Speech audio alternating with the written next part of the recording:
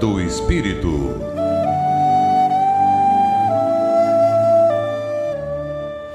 Bom dia, caros ouvintes da Rádio Guarujá, 1420 AM, Florianópolis, Santa Catarina. Nessa manhã, temos a satisfação de receber mais uma vez nosso vice-presidente, Ricardo Mesquita, que nos brindará com o tema 3 advertências, que está em Mateus, capítulo 7, versículo 7 também. Com a palavra, nosso irmão. Bom dia, amigos ouvintes da Rádio Guarujá.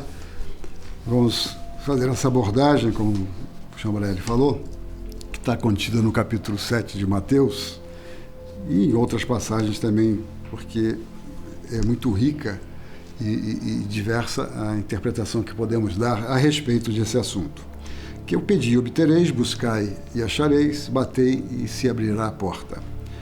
Então nós vamos falar sobre a primeira advertência do pedir e obtereis. Evidentemente que essa colocação feita por Jesus nos remete diretamente a estado de prece.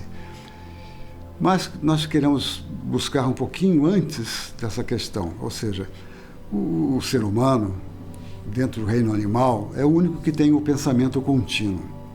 Portanto, é a partir do que pensamos é que as nossas preces, as nossas rogativas, as nossas buscas, as nossas decisões serão tomadas.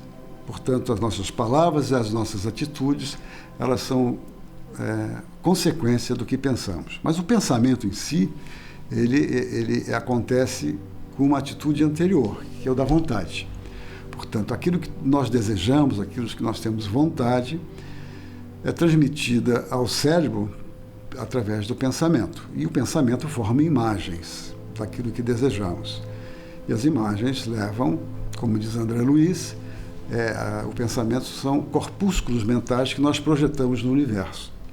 Então, dessa forma, tudo que nós pensamos, nós direcionamos para algum caminho. E essas 3 advertências, na verdade, elas se interligam no pedir, no buscar e no bater, porque refletem atitudes nossas diante da vida. Por exemplo, no Evangelho fala, pedi e obtereis. Quem é o pai que o filho pede um pão, ele dá uma pedra? Que ele pede um peixe, ele dá uma serpente. Se sois maus como sois e desejais o bem para os seus filhos, quanto mais nosso Pai Celestial deseja para nós a felicidade e aquilo que nos convém mais. Evidentemente que a diferença do querer nosso, do buscar auxiliar ao próximo e os nossos filhos é o que vem em primeiro lugar, é que nós somos imperfeitos e, evidentemente, até o nosso entendimento não é tão adequado quanto é o entendimento de Deus para a nossa felicidade. Mas, por exemplo, nós podíamos o pedir e obtereis, ou seja, quem pede, por exemplo, riqueza material e não se previne contra o egoísmo, amarga provocações profundas no seu dia a dia. Quem pede beleza física, por exemplo, e não trabalha a vaidade, vai ter dolorosas inquietudes, diz Emmanuel.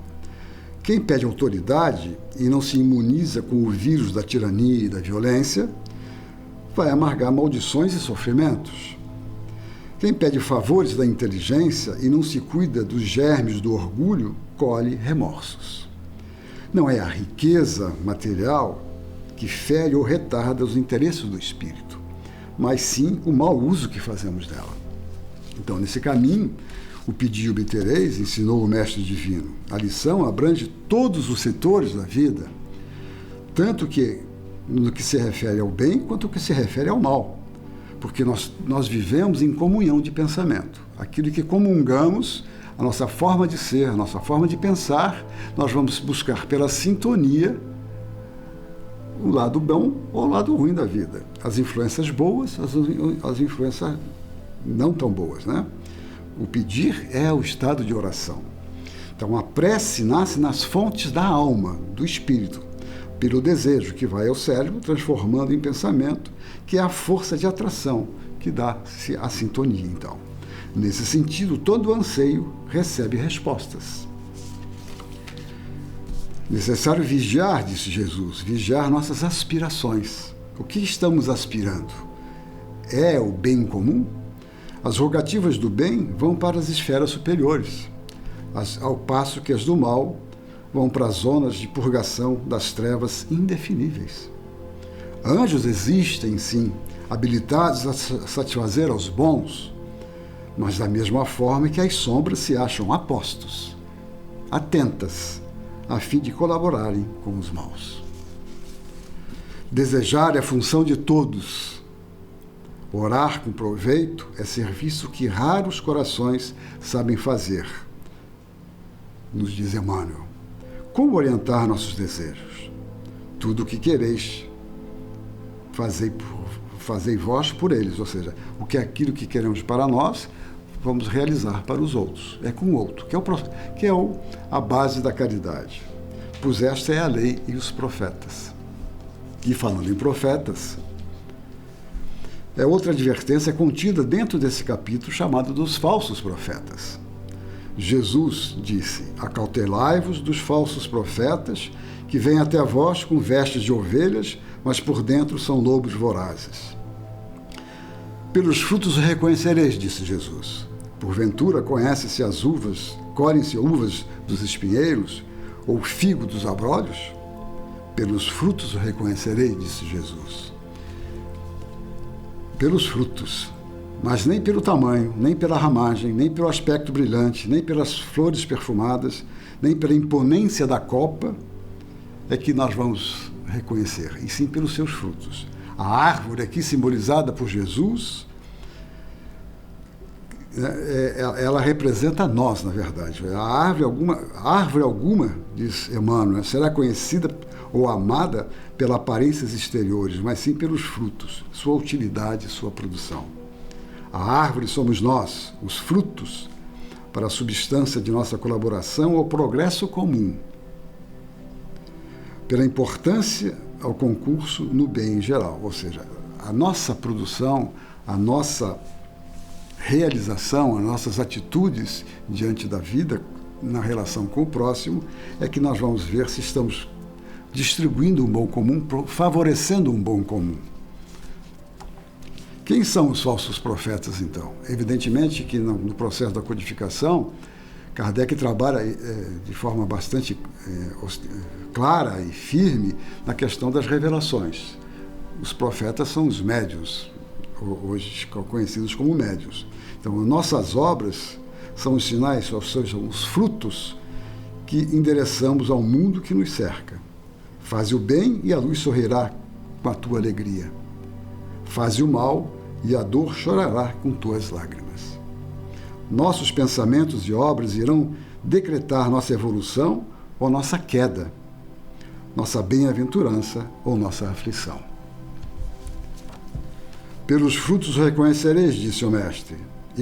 E Emmanuel retoca: pelas nossas ações seremos conhecidos, repetimos nós. Que é um espírito da codificação e mentor de Chico, né? A outra advertência: eu bateis e se abrirá a porta. Que porta se abrirá? A estreita ou a larga? As portas da vida se refere a Jesus. Portas são passagens de um lugar ou de um estágio para o outro. As portas referidas por Jesus se referem às muralhas do templo, diz Emmanuel, situadas à nossa frente. Aquém da muralha, o passado e o presente. Além da muralha, o futuro e a eternidade. De cá, a sementeira de hoje, de lá, a colheita do amanhã. A travessia da porta é ação compulsória para todas as criaturas. A porta larga, entrada na ilusão, saída pelo resgate, pelo reajuste. A porta estreita é saída do erro e entrada na renovação. Fiquemos por aqui hoje. Muito obrigado, caro irmão, por essas instruções, por essas mensagens. Agradecemos a todos a assistência e até o próximo sábado. Na Era do Espírito.